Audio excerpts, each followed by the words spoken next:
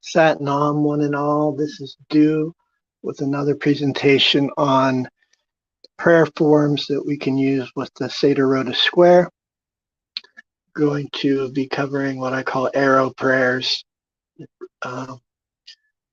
Give due credit to Bhaktinanda Goswami for pointing out the obvious, that the center is the key to mandalas. So there's a lot of plowing going on in these fertile fields of the SATOR square. So we can ox-plough reed into the center, curving on each line into the center and ending up at none or n, which can mean many things depending on what your particular tradition is. It can be the holy name, Naam, Nomen. It can be the Numen, numinosity, divinity. Whatever the n represents for you, can even make it into a wave of infinity or an M or Om. So we start with the S and plow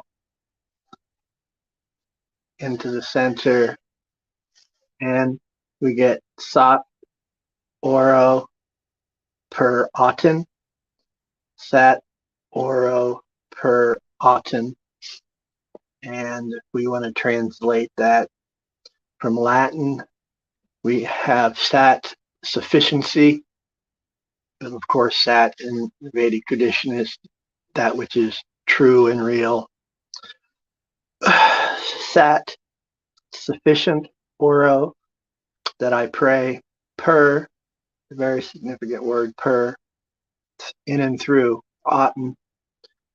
And I'm not going to amplify what the meaning of Aten, you can look it up. And if we take it from the R into the N, go this way,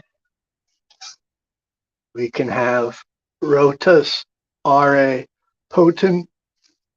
And ROTAS, it can be a verb you turn. It can be an accusative plural for wheels. This RA here, it can be in Latin if we put AEA here, because we can play with these vowels. That's a plural form for what we would say area, but for them it could be a threshing floor, it could be a playground. You can go on Wikipedia and look up all the various shades of meaning. It can even be the area around the sun disk, like a corona halo.